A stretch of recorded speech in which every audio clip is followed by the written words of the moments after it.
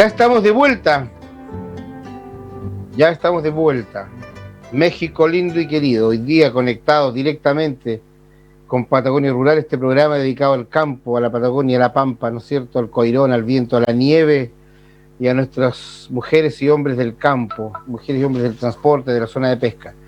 Están acompañándonos uno de los galardonados por la Academia Chilena de la Lengua en este año, Mario Isidro Moreno, magallánico de adopción, historiador, folclorista, culturólogo, y desde México nos acompañan dos hermosas mexicanas, generosas con entregar todo su conocimiento.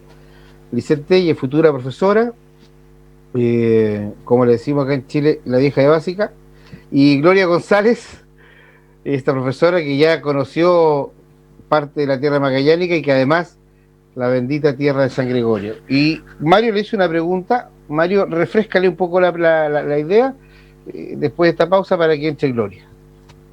Claro, la verdad es que yo lo que le hacía la consulta a Gloria, que nos contara su experiencia de esa primera destinación a una escuelita rural donde ella le llegó prácticamente sin conocer a nadie, sin tener una casa donde vivir y sin conocer, por supuesto, a esos alumnos que iban a ser sus futuros hijos de la enseñanza. Entonces, esto que me vas a responder le va a servir, como digo, de experiencia a Lisette, para que ella, si alguna vez es destinada al sector rural, también lo tenga presente en su enseñanza. Bien, les narraré en esos ayeres que, bueno, ya hace 26 años aproximadamente, yo egresé de la escuela normal y bueno, pues como una jovencita emocionada porque iba a tener ya mi grupo, me fui a la Secretaría de Educación Pública en el estado y ahí se me asigna mi plaza a una comunidad que se llamaba el Tepetate primero. Y bueno, pues por ahí hubo cierto ajuste, es una localidad que hace mucho calor. Al final no llegué ahí, me ubicaron en una comunidad de frío, que es la comunidad de gallineros. Imagínense.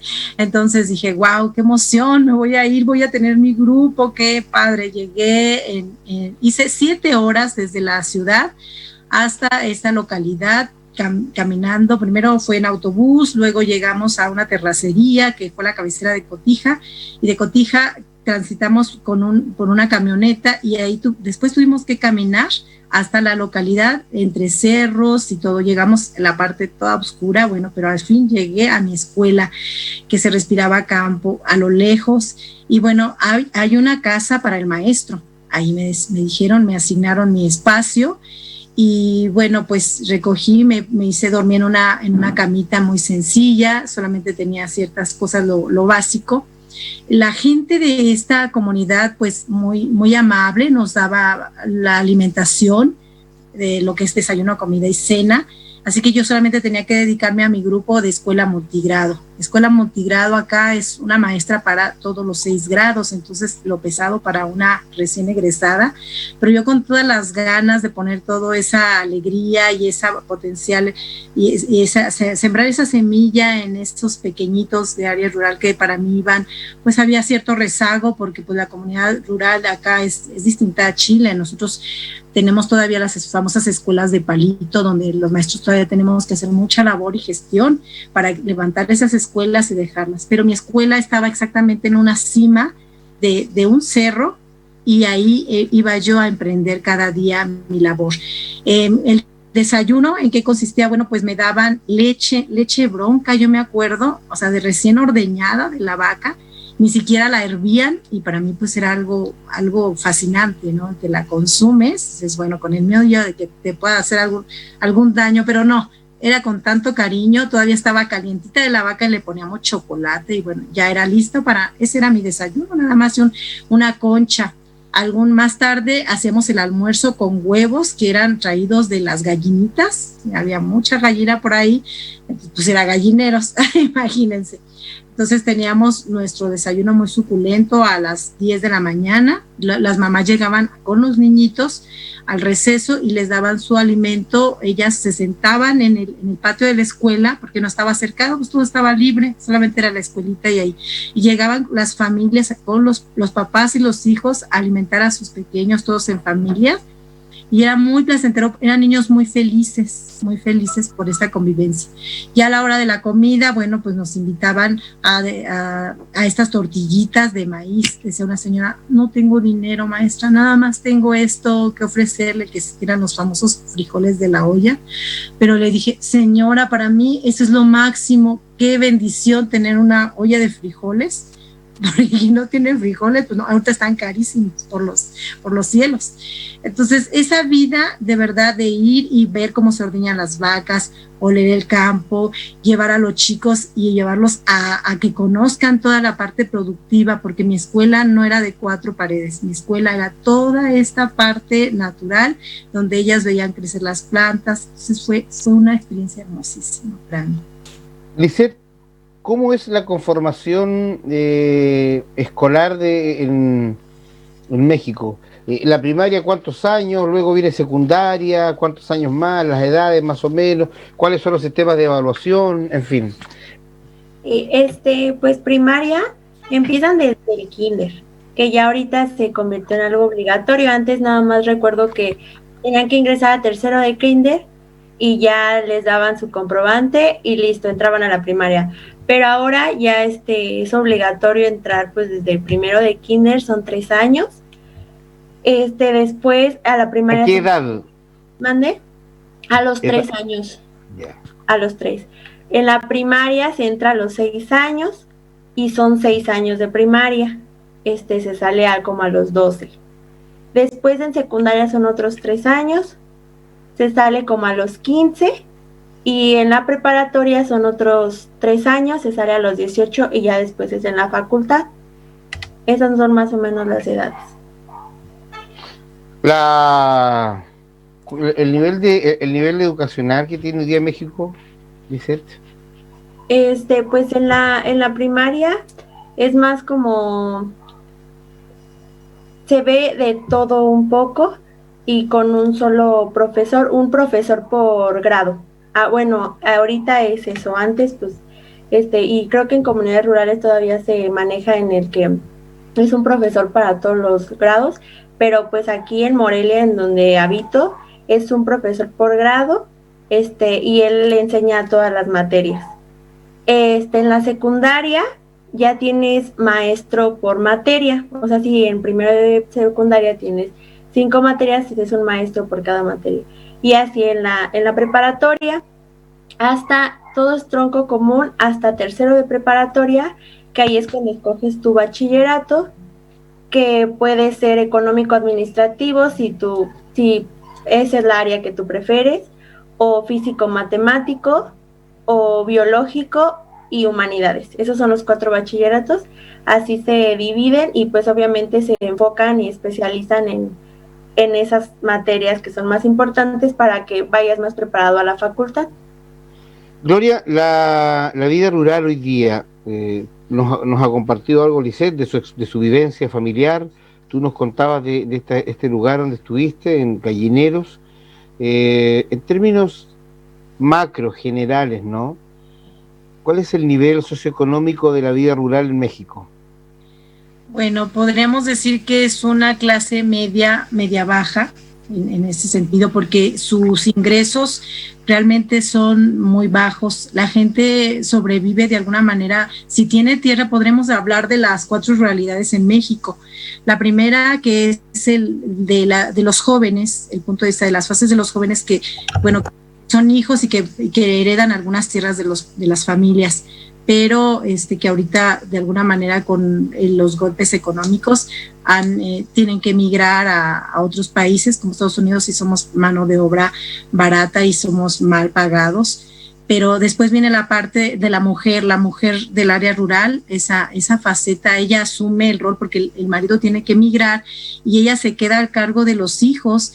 Entonces esta parte le va a mermar su parte de atención a la familia y se vuelve ahora sí que dos roles, es madre y pues de alguna manera la dueña de todo, porque el padre se tiene que ir, porque no les alcanza con lo que a veces en las tierras que se heredaron desde el periodo de Lázaro Cárdenas, que de alguna manera hubo una repartición de tierras muy importante para México, pero estos famosos latifundios se pierde la siembra porque es muy caro, entonces la gente ahora lo que hace es sembrar para su autoconsumo, y no le permite sobrevivir de ello. Entonces la vida es muy precaria, la gente vive muy con escasos recursos. Hay gente, por ejemplo, que se dedica a la zafra, por ejemplo, allá en Los Reyes, donde yo viví, se cortaba la caña de azúcar, que es un proceso muy, muy arduo. Entonces yo veía a la gente que eran vecinos, pues muy humildes, de verdad te ofrecían un taquito y todo, pero no tenían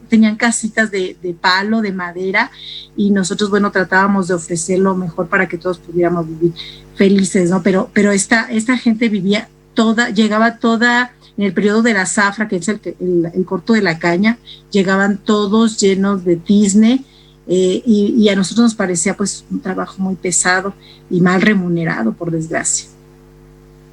Gloria, no puedo dejar de hacer esta pregunta. Nosotros, todos quienes hoy día vivimos con este mundo tan globalizado, ¿no es cierto?, estamos al tanto de lo que sucede a nivel internacional, pero nunca es lo mismo que se conozca de adentro.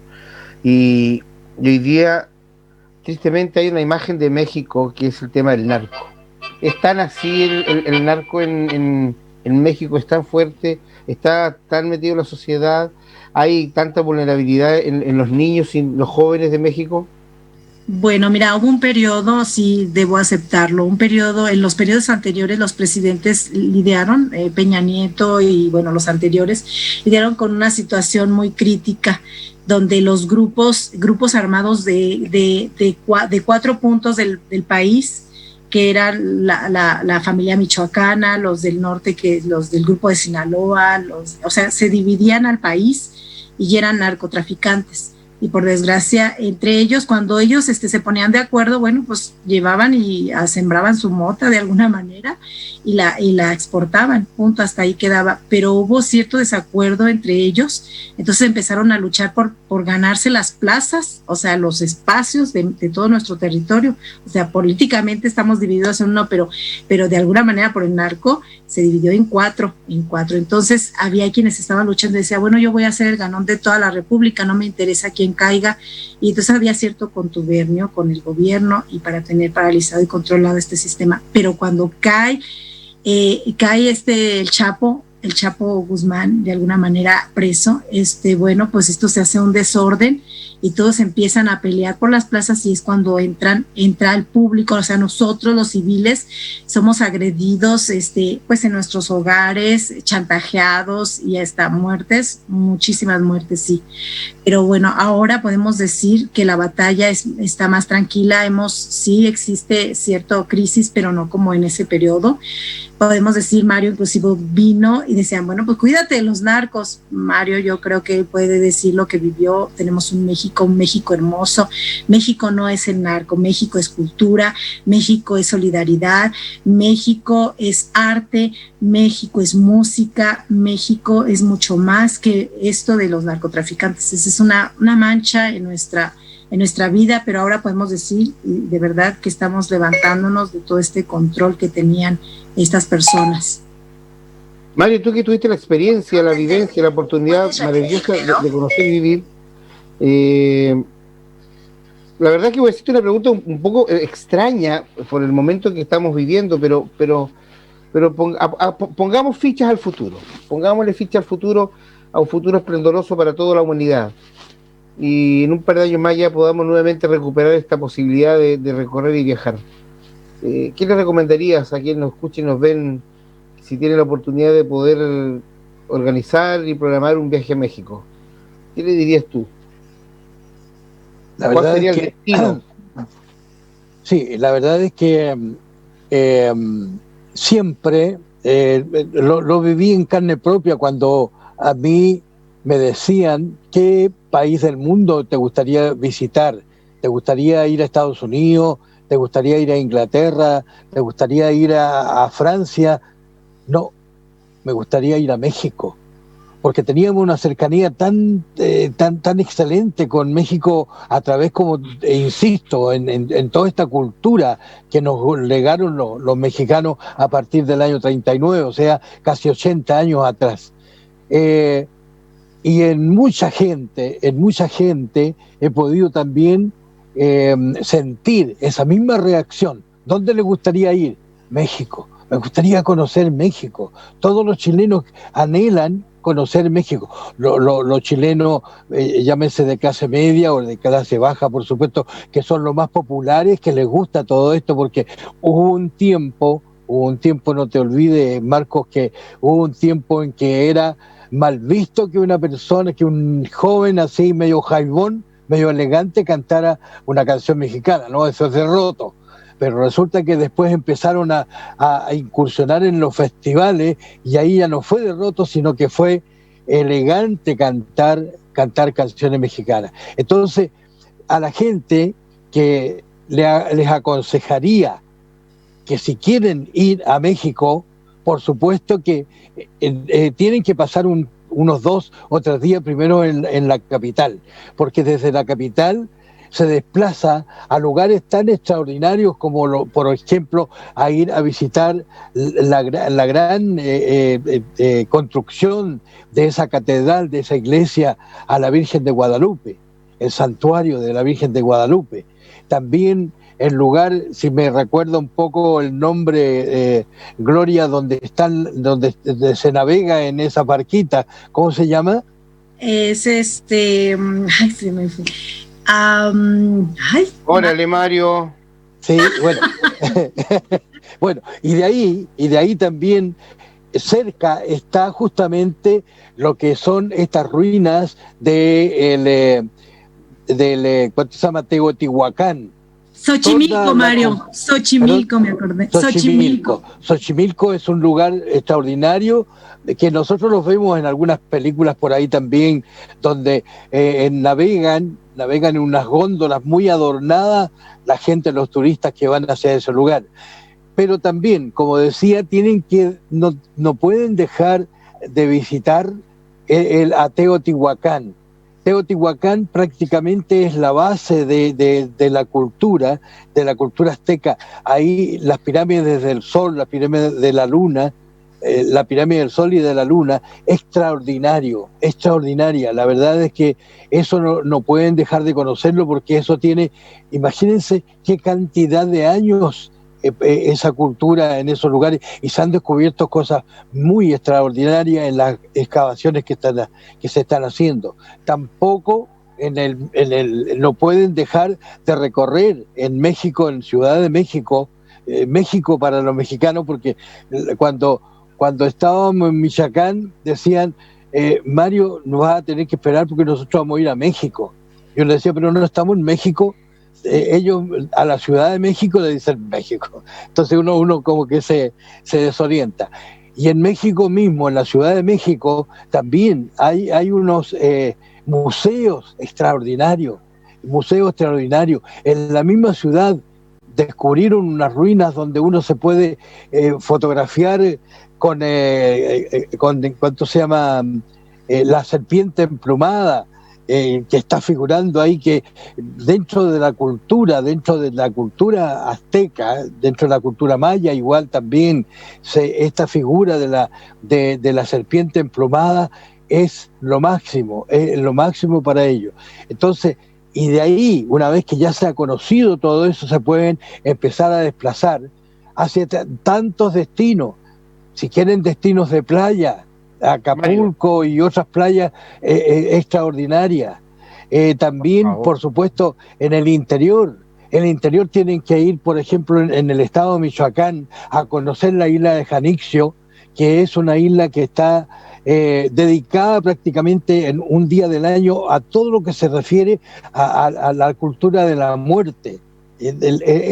Esa isla, la verdad es que no se ve tierra prácticamente, son puras construcciones hasta la parte más alta donde hay un monumento, pero eso es precioso porque se navega en unas lanchas hasta la isla de Janixio para poder sentir, como digo, esa experiencia tan tan importante, tan interesante. Eso, Mario. Mario. Y otra cosa más que tiene ligazón con Chile, que es Santa Clara del Cobre. Santa Clara del Cobre. Nosotros somos productores de cobre. Vas a agotar mucho material, Mario. ¿Sí? Yo sé que ahí para rato. Te atoraste recién, era porque ya estamos en el tiempo. Sí, atorarse significa trapicarse, como dicen, ¿no? Cuando se ahoga uno con entonces, y ya hemos llegado al tiempo de este primer... Vamos a nominarlo así, este primer capítulo, Conociendo México, ¿no es cierto?, de esta hermandad natural y cultural con la Patagonia chileno-argentina. Eso es agua, ¿no? Ten cuidado. Tequila.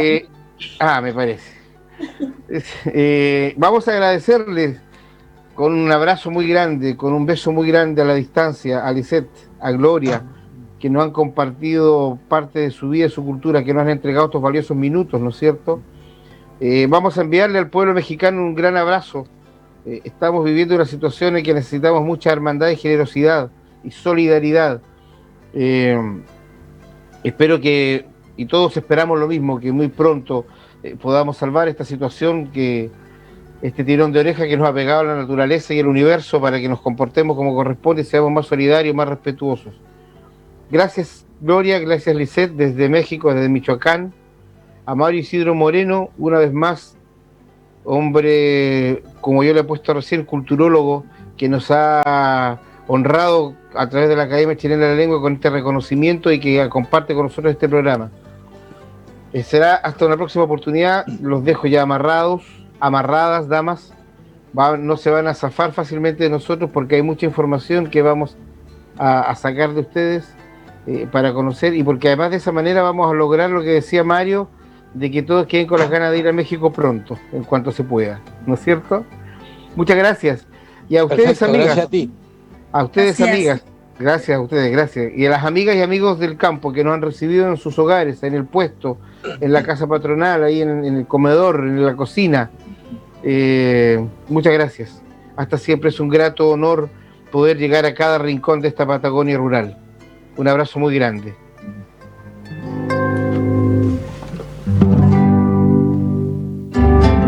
Polar Comunicaciones, radio, televisión e internet, presentó Patagonia Rural, con la conducción de Marco Aurelio Arteaga.